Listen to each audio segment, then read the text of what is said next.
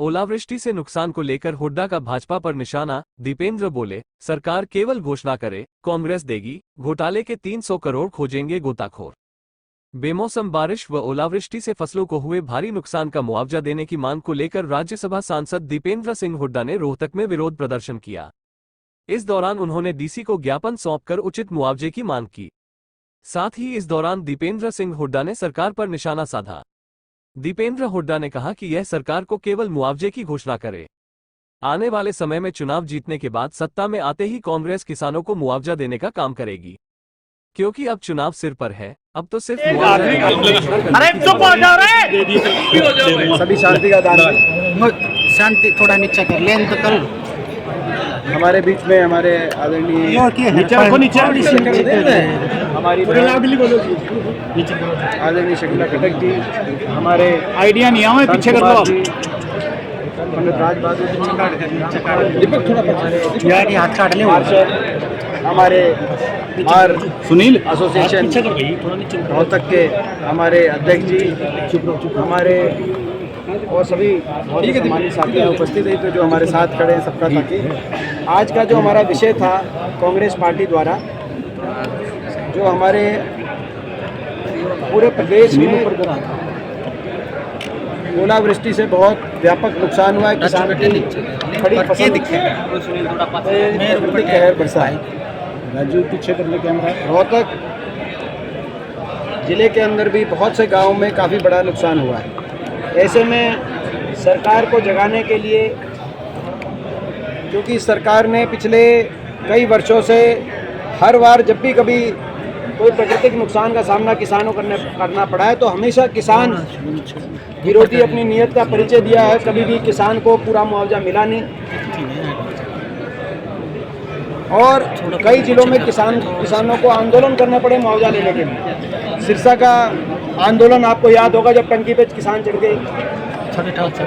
आपको याद होगा हिसार में अलग अलग तहसीलों में आंदोलन हुआ। ये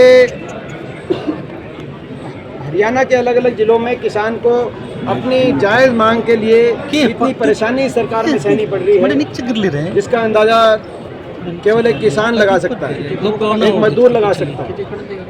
मगर इस सरकार के मंत्रियों को, अफसरों को उसकी परेशानियों को अंदाजा नहीं है। ना तो मुआवजा पूरा मिलता, जो पंजीकृत नहीं करता उसको परेशानियां सहनी। पोर्टल कभी डाउन हो जाता है, कभी बंद कर दिया जाता है, चंद घंटों के लिए मौका दिया जाता है, कहीं खराबा कम दिखाया जाता है।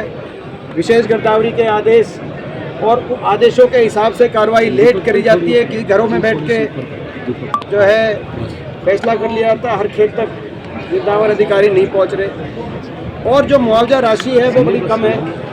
तो इन बातों को लेकर हमने मांग करी है कि कम से कम 40,000 मुआवजा बढ़ाया जाए, 40 से 50,000 किया जाए, मिनिमम 40,000।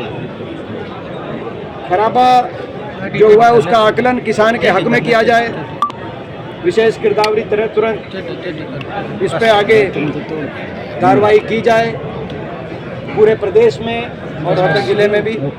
ये हमारी प्रमुख मांगे हैं। जो पिछला 430 करोड़ का मुआवजा भी पेंडिंग है पिछले सीजन्स का, वो किसान दर ठोकरे खा रहा है। वो मुआवजा तुरंत राशि रिलीज़ की जाए। पिछले 2-3 वर्ष की ये पेंडिंग राशि है, वहाँ भी बहुत किसान परेशान हैं। वो मुआवजा राशि भी तुरंत रिलीज़ की जाए। इसके साथ साथ मुआवजे की हमने जो मांग रखी और ज्ञापन दिया, उस ज्ञापन में एक हमने जो बारिश से जो रोहतक शहर में दुर्दशा हुई उसकी तरफ भी स्थानीय प्रशासन का, सरकार का ध्यान आकर्षित किया है। क्योंकि ये रोहतक के अंदर जब कांग्रेस पार्टी की सरकार थी हमारी, तब ऐसी स्थिति बन गई थी कि 5 मिनट के अंदर ये समय तय कर दिया गया था कि कोई बारिश होती थी तो 5 मिनट में ड्रेनेज सीवरेज के माध्यम से पानी क्लियर हो जाता था और एक आधुनिक शहर का एक रूप रोहतक ने धारण किया था जब हमारी सरकार ऊपर जाली। अब इस सरकार में 10 साल की सरकार के बाद यही रोहतक, आज जब बारिश हुई आधे पौने घंटे, तो इस रोहतक में कितनी जगह पानी का जल भरा हुआ शहर के अंदर, कितनी मार्केट्स में एक दुकानों के आगे जल भरा हुआ है, वो आप लोगों ने, पत्रकार साथियों ने भी उस बात को अच्छे से देखा। ऐसा लगता था कि फ्लड आ रहा हो। ये जो इन्हीं के सांसद, इन्हीं के पूर्व मंत्री पे आरोप लगाते थे कि 300 करोड़ रुपए अमृत योजना में घोटाले की भेंट चढ़ गया, रोहतक शहर में जो 300 करोड़ रुपए आए थे, ये आज उसी जो है वही नज़ारा आप लोगों ने देखा। ऐसा लगता है कि अगली बार बारिशों में अगर 2-3 बारिश आ जाएंगी तो रोहतक की ऐसी स्थिति होगी कि वो जो 300 करोड़ रुपए कहाँ लगे रोहतक में, गोताखोर भेजने पड़ेंगे, गोताखोर डुबकी लगा के ढूंढेंगे। एमपी साहब, आपने कहा कि प्रशासनिक 300 करोड़ रुपए कहाँ गए, मगर वो नज़ारा आपने देखा है 10 साल की सरकार के बाद, कार्यशैली के बाद ये रोहतक की दुर्दशा का नज़ारा के लिए कोई जिम्मेदार है तो ये सरकार जिम्मेदार है। लेकिन प्रशासन अपने स्तर पे जो कर सके, हमने प्रशासन को भी उसके बारे में भी हमने अपनी मांग रखी। अच्छा, आपने प्रशासन और बहुत से ऐसे भी किसान हैं जिनको मुआवजा ही नहीं मिला, उनकी हर चीज़ इन ऑर्डर है, लेकिन दर ठोकरे खा रहे हैं। तो ये अपने ज़िले में ही दोनों उदाहरण आपको मैं दे दूंगा, कहते हैं जो है ऐसे किसानों के, तो ये स्थिति है।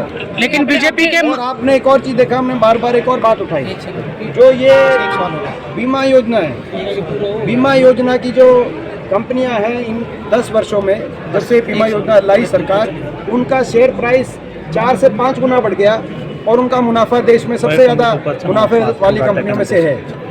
तो ये क्या किसान का बीमा वालों का सबसे ज़्यादा मुनाफा जो सरकार उनको दिलवा रही है, तो क्या इस बात पे नियंत्रण करने का सरकार को नहीं सोचना चाहिए? सरकार किसान को मुआवजा दिलवाने के हक में सरकार चले, सरकार की नियत उन कंपनियों को मुनाफा दिलाने की ना हो। लेकिन सरकार ये कह रही है सर, एक उसका मुआवजा देंगे। भूपेंद्र सिंह हुड्डा की सरकार में 2-2, 5-5 रुपए के चेक मिले हैं।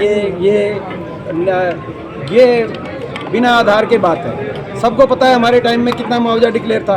देश में सबसे ज़्यादा मुआवजा प्रति एकड़, सबसे ज़्यादा प्रति एकड़, सबसे ज़्यादा MSP में वृद्धि प्रति एकड़, गन्ने का भाव सबसे ज़्यादा देश में अगर था तो हुड्डा सरकार में हरियाणा में था।